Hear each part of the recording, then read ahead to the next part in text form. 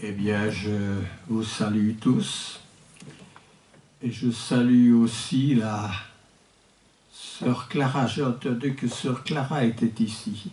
Elle est là, oui, là, au bout. Bien. Non, Jean-Marie, là sur le troisième banc, au bout.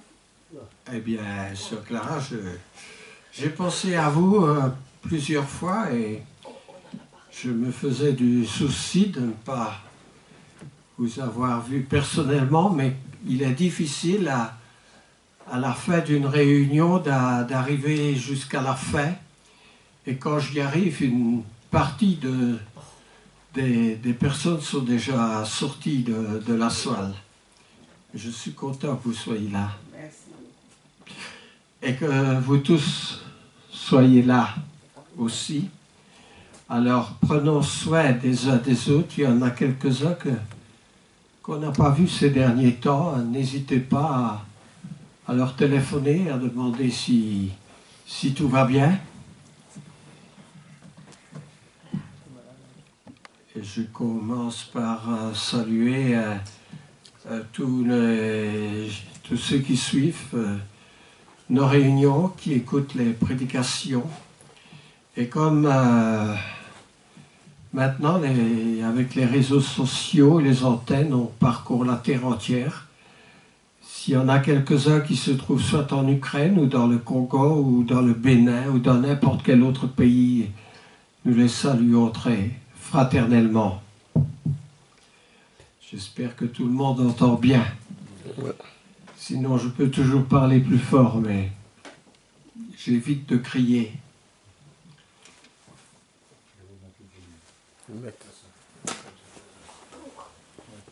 J'avais mes lunettes sur mon nez, c'est ce qu'il y a dedans. Tu les vois. Je ne vois pas déjà très bien, mais merci, sans mes lunettes, je ne peux pas lire.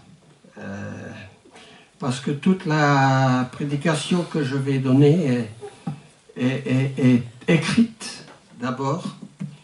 Donc si il y a quelques textes, quelque chose dedans que vous voulez avoir plus d'explications après, il n'y a pas de difficulté à le faire. Dieu, dans sa création,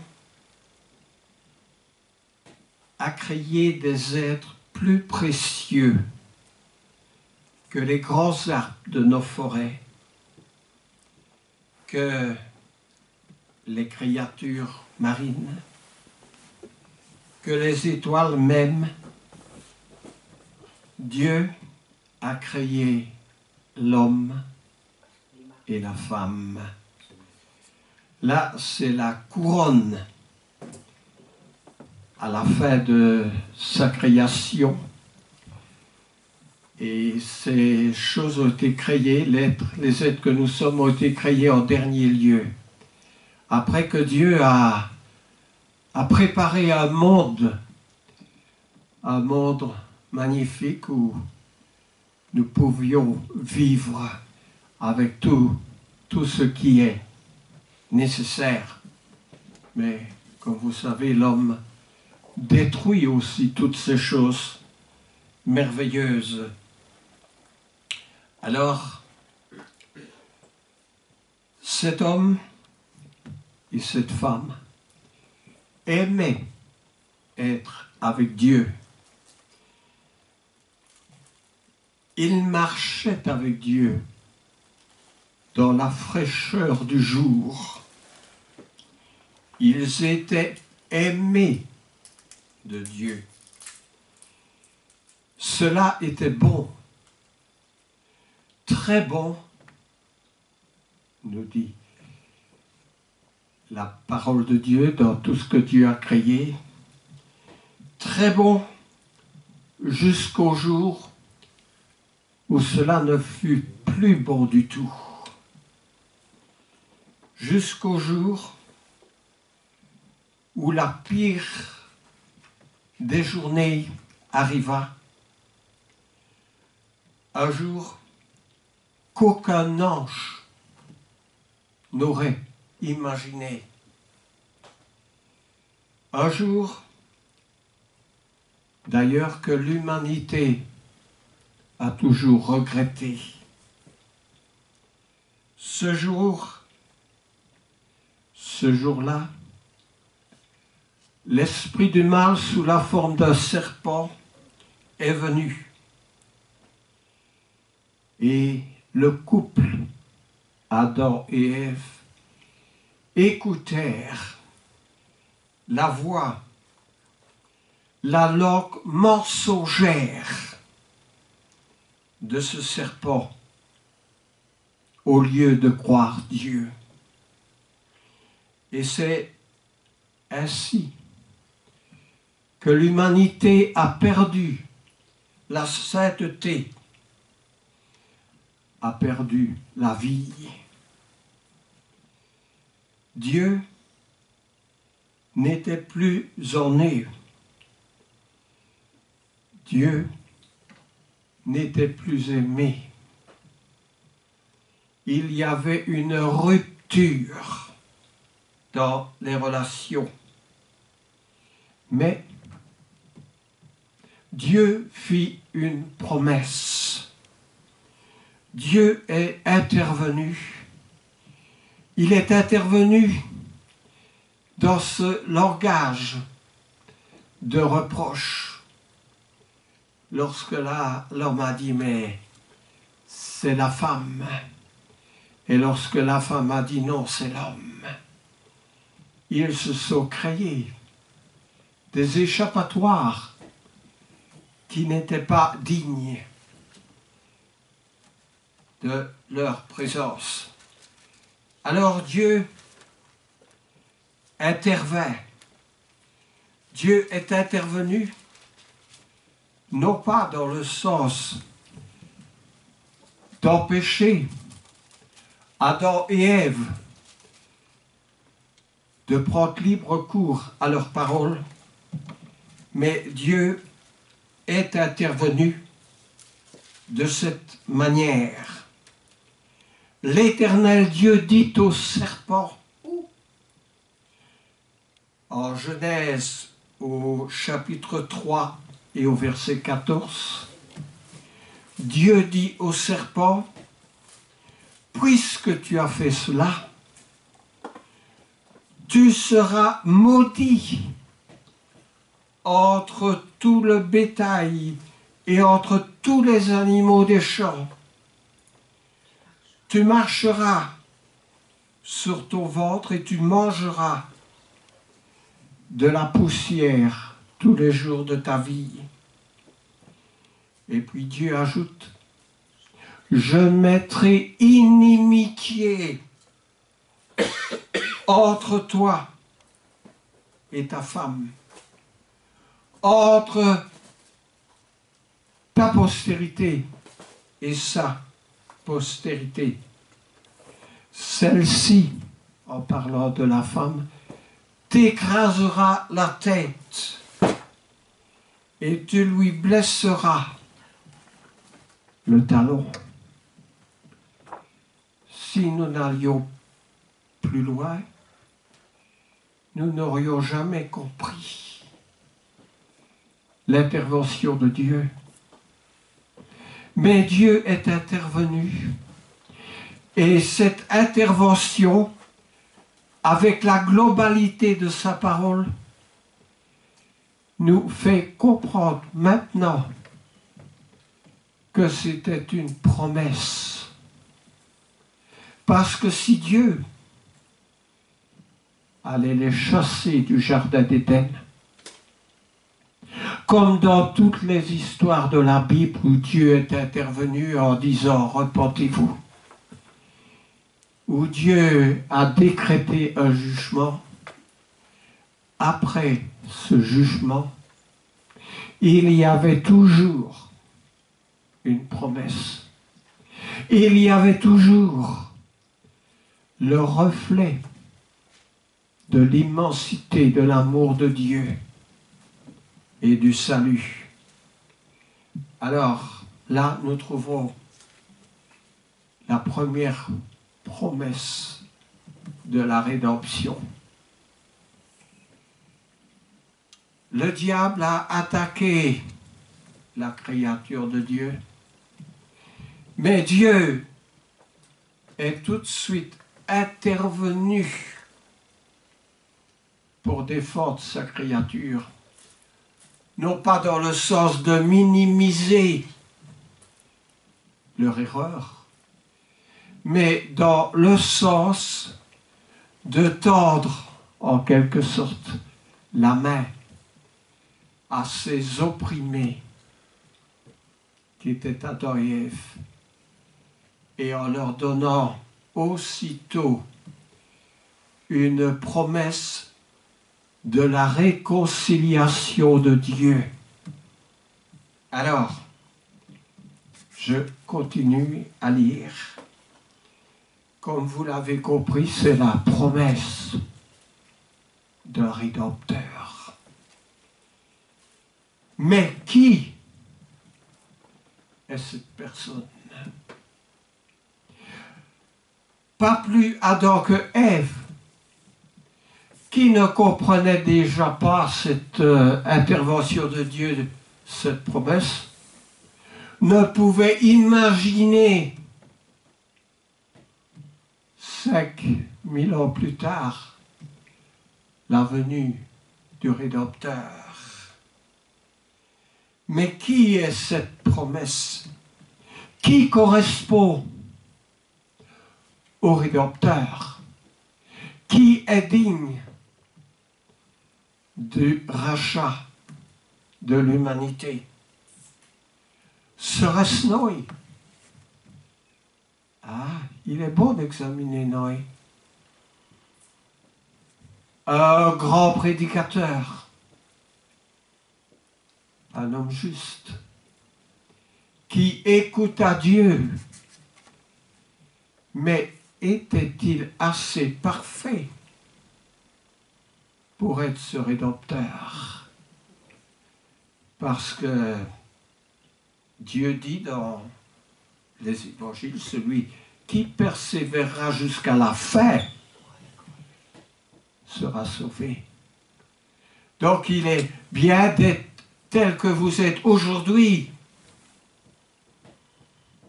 mais il est important que vous soyez encore là quand viendra la fin. Alors serait-ce Noé? On peut se poser la question, parce qu'après le déluge, la Bible nous dit que Noé but du vin. À mon repas, je bois aussi du vin, mais de quelle manière est-il possible de consommer? Est-il permis de consommer? Il est dit, Noé but du vin et il s'enivra. Et apparemment, ce n'est pas une seule fois.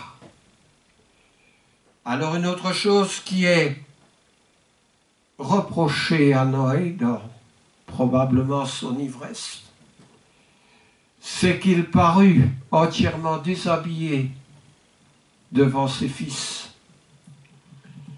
Et ses fils prirent un manteau, couvrirent leur père et détournèrent leur regard en reculant pour s'éloigner de lui.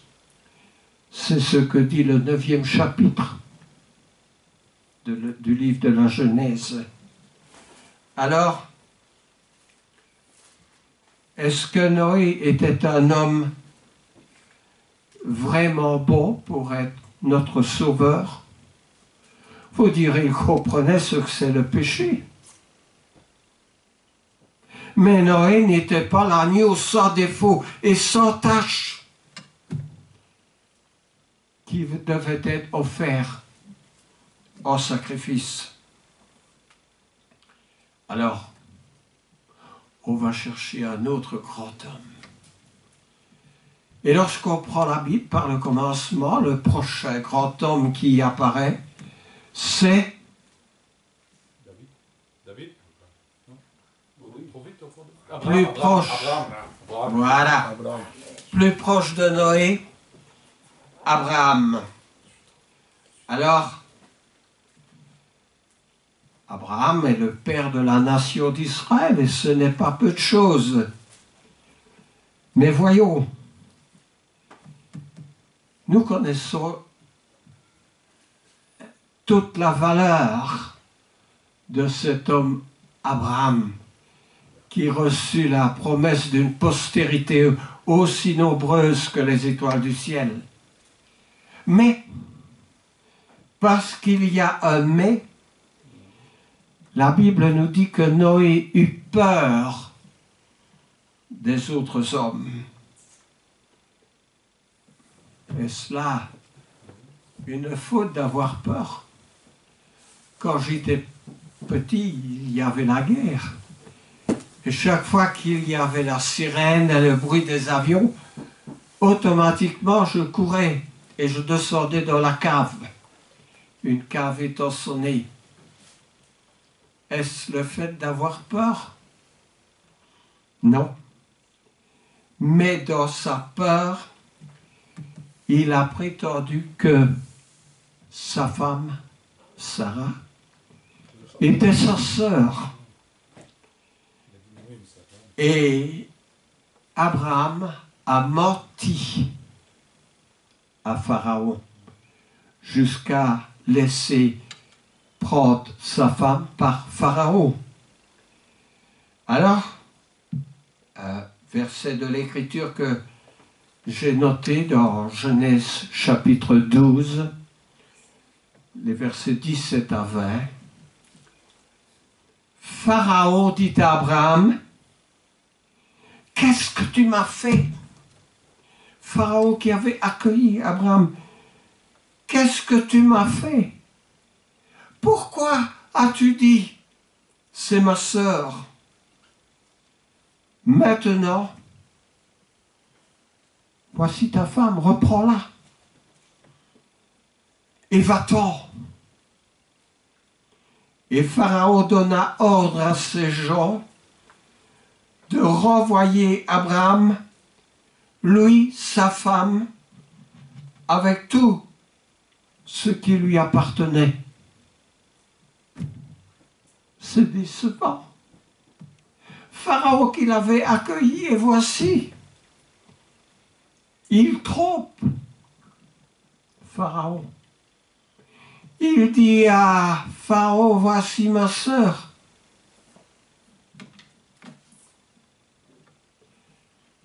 C'est dommage. Alors, Abraham pourrait-il nous sauver?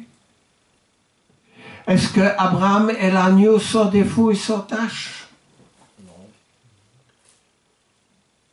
Non. Mais il y a quelqu'un d'aussi grand Pharaon, de plus grand encore qu'Abraham.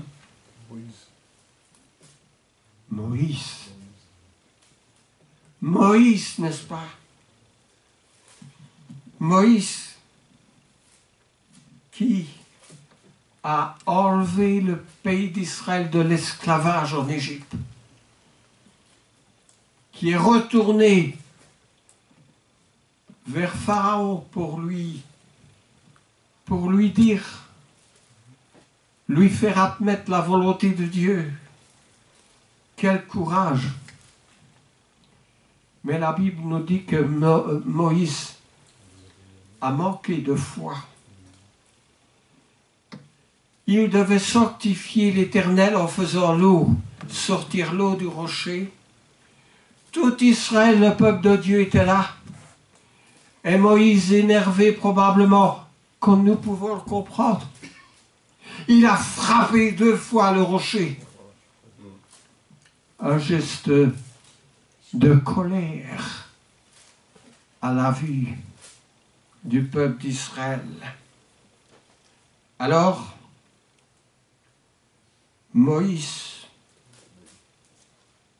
alors l'Éternel dit à Moïse et à son frère Aaron, qui étaient ensemble, c'est dans le livre des Nombres au chapitre 20.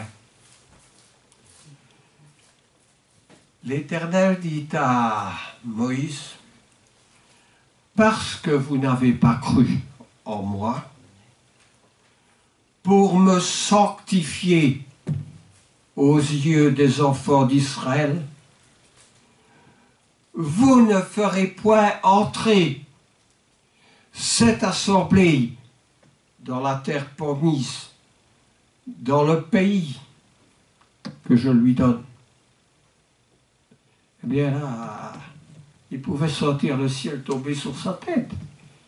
Et il avait fait sortir, au prix de grands efforts, ce peuple du pays d'Égypte. Il l'avait conduit à travers la mer, à travers le désert. Et voilà que Dieu lui dit, tu n'entreras pas avec. Tu ne seras plus le conducteur de mon peuple pour entrer dans le pays que je lui donne. Terrible déception, n'est-ce pas? Parce que Dieu ajoute, vous avez été rebelles à mes ordres. Vous voyez, il est bon de faire attention et de connaître Dieu, hein? Parce que nous allons essayer de nous justifier, n'est-ce pas? Est-ce que nous n'avons pas fait ceci, Seigneur? Est-ce que nous n'avons pas fait cela? Et le Seigneur dit, en quelque sorte, dégage. Alors, le livre des Nombres dit aussi que ce sont les eaux de Mériba, les eaux de la contestation. Et Dieu ne veut pas que nous contestions avec lui. Un grand prophète comme Moïse ne peut pas nous sauver.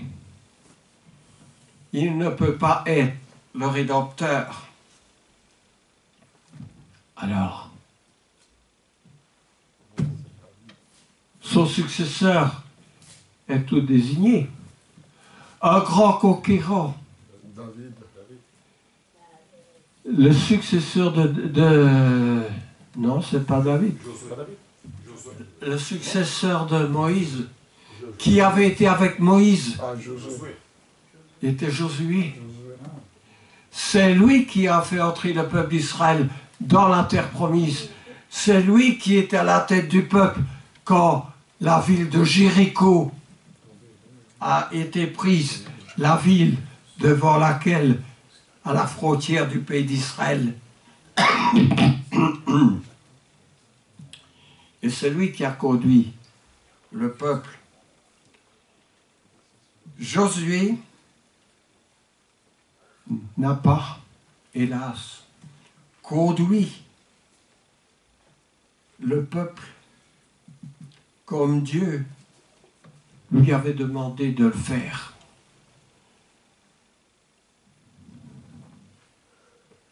Dieu voulait une terre vierge pour mettre son peuple. Et Dieu avait dit à Josué, toutes ces nations qui sont encore dans cette terre où je vais mettre mon peuple, tu vas les passer par interdit. Mais ce n'est pas ce qu'a fait Josué. Il a, en Josué 9, 23, il a laissé des gens rebelles dans le pays. Alors vous savez que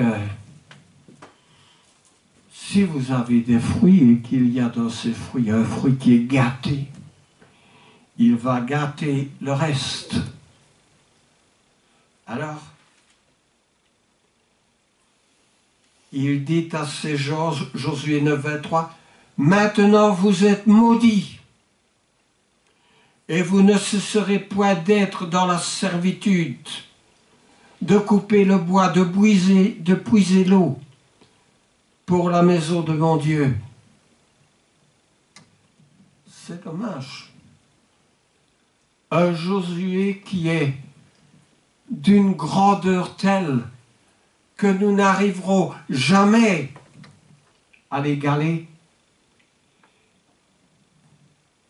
le reproche de sa faiblesse. Alors, un grand conquérant comme Josué ne peut pas être notre Rédempteur. Mais voici qu'après Josué, il y a eu des juges. Il y en a une quarantaine. Et dans les juges, il y a un qui était plus fort que les autres. Plus fort que les autres parce que Dieu était avec lui et lui avait mis sa force. Qui? Samson. N'est-ce pas Samson? Alors, Samson, il y avait les Philistins, il a délivré le peuple des Philistins. Alors, voilà. Voilà le personnage qui était revêtu de la puissance de Dieu. Oui, mais, il y a un oui, mais.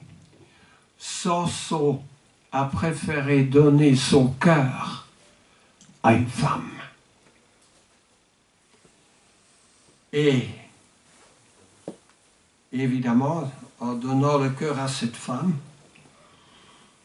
je voudrais lire ce passage qui se trouve en Josué, mais je n'en ai pas le temps en Juge. Juge chapitre 14, déjà les 3 premiers versets, ceux qui notent cela.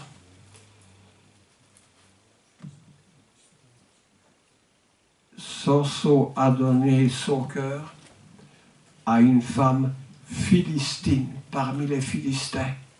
Or Dieu avait demandé à son peuple de ne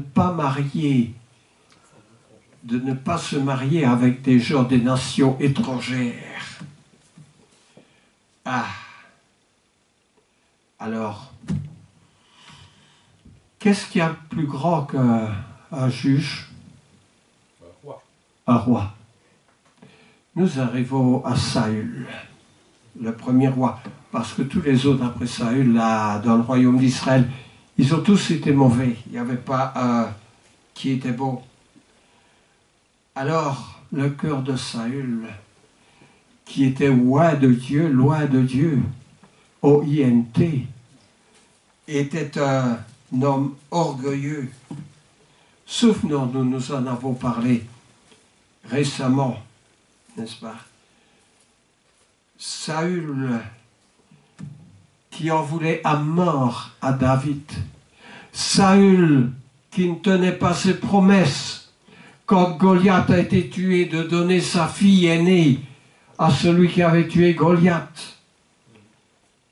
Il n'avait pas été digne, n'est-ce pas, de la confiance. Et Saül aussi avait commis un grand péché. Souvenons-nous.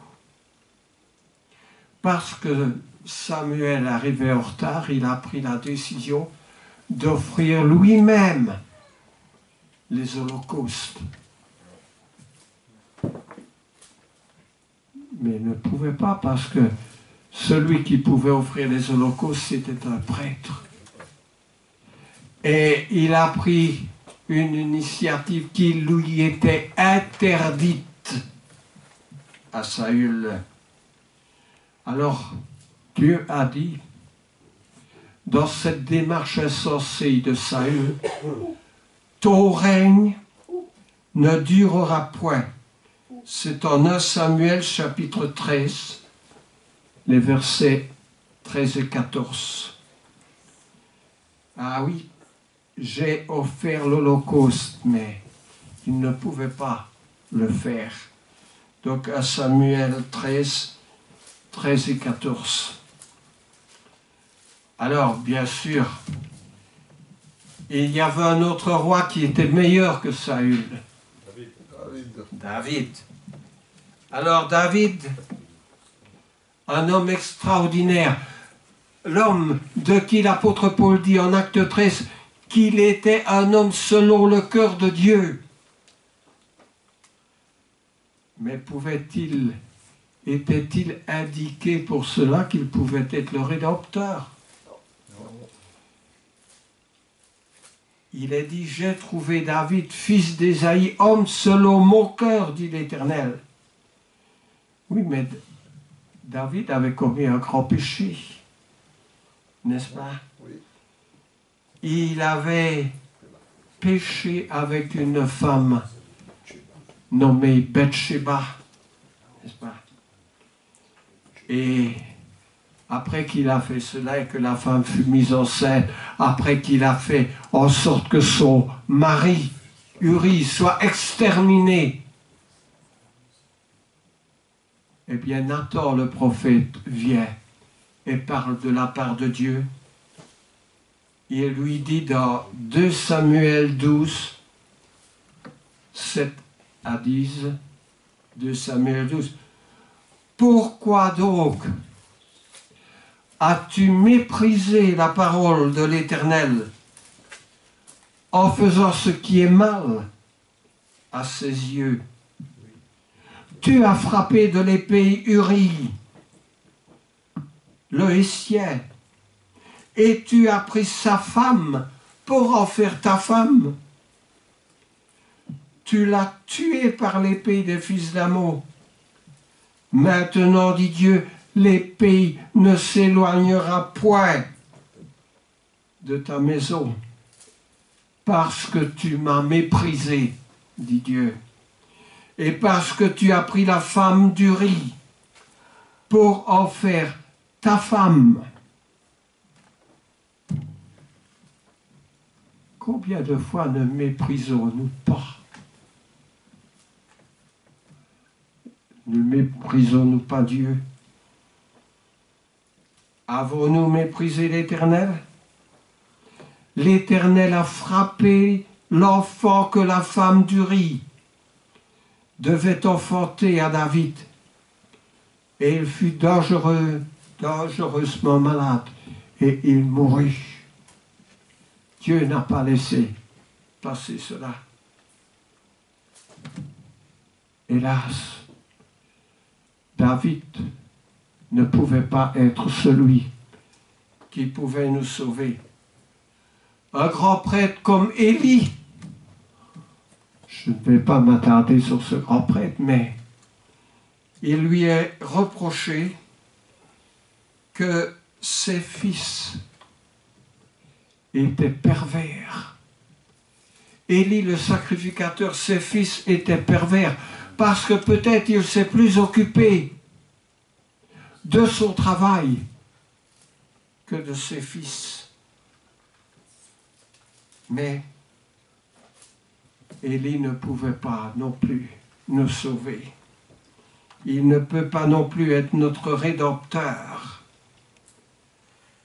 Alors,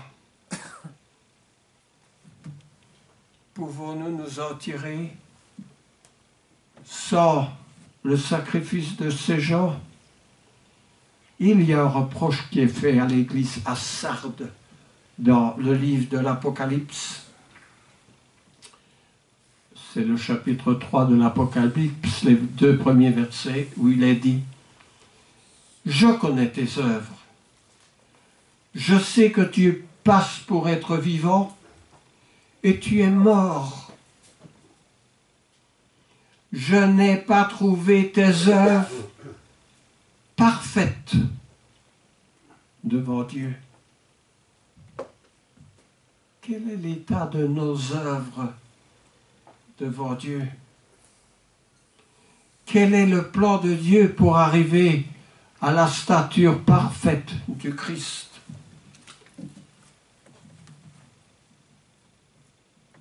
Je suis arrivé à la moitié de mon sermon, mais je voudrais, n'ayant le temps de faire l'autre moitié, arriver à dire que l'enfant de la promesse, c'est Jésus.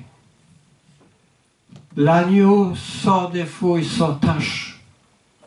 Celui qui s'est présenté au bord du Jourdain et dont Jean-Baptiste a dit, mais toi, tu n'as pas besoin d'être baptisé. Et Jésus lui a dit, laisse faire. Il est convenable que nous accomplissions le plan de Dieu. convenable que nous accomplissions le plan de Dieu. Et Jésus a accompli, lui, le plan de Dieu. Alors, j'écraserai la tête du serpent. Ce n'est pas la seule promesse dans la Bible. Tous les prophètes ont parlé de lui. 740 ans avant la venue de Jésus, le prophète Michée a dit, « Et toi, Ephrata, Bethléem, entre les petites villes de Juda, de toi sortira un chef qui paîtra mon peuple. » Jésus était annoncé 740 ans, et même avant, dans le livre des psaumes, 1000 ans avant, par David. La venue de Jésus était annoncée comme étant le Rédempteur. Celui qui allait paître le peuple de Dieu, celui qui allait devenir le chef de son royaume. Et tout le Nouveau Testament confirme que Jésus est l'agneau sans défaut et sans tache, celui qui devait venir dans le monde. Laissez-moi encore vous dire ceci, c'est que à la naissance de Jésus, ceux qui étaient présents, des gens spirituels, ont reconnu Jésus. Ils l'ont reconnu, et si j'arrive à lire 2-3 lignes, Jésus est l'agneau de Dieu qui ôte les péchés du monde. Jean 1, verset 29. C'est lui qui baptise du Saint-Esprit. Jean 1, 33. C'est lui que Nathanaël a dit, « Rabbi, tu es le Fils de Dieu, tu es le roi d'Israël. » Car, parole de Siméon qui était présent aussi, « Car mes yeux ont vu ton salut. Salut que tu as préparé devant tous les peuples, lumière pour éclairer les nations, et gloire d'Israël ton peuple. » Oui, ces gens ont reconnu Jésus. Ils l'ont tous tout de suite associé à tout ce qui était annoncé de lui. Et bien sûr, en Luc 2, 11, il est dit, c'est lui qu'aujourd'hui, devant la ville de David, Bethléem, il vous est né un sauveur, qui est le Christ, le Seigneur. C'est Jésus qui est le sauveur. Ce n'est pas Abraham, ce n'est pas Moïse, ce n'est pas Samson, ce n'est pas Noé, ce n'est aucun des grands hommes de Dieu, mais c'est le Fils de Dieu. Aujourd'hui, le Fils de Dieu appelle frères ceux qui le suivent, qui ont été avec lui baptisés, parce que la Bible dit qu'on est baptisé en Christ. Alors, pour ce merveilleux plan de la rédemption, soyons reconnaissants, louons Dieu, et admettons que nous sommes très petits et que nous avons besoin de toutes nos plumes pour voler. Et le ciel est à une distance de la terre et nous aurons besoin d'y arriver un jour. Dieu vous bénisse. Amen.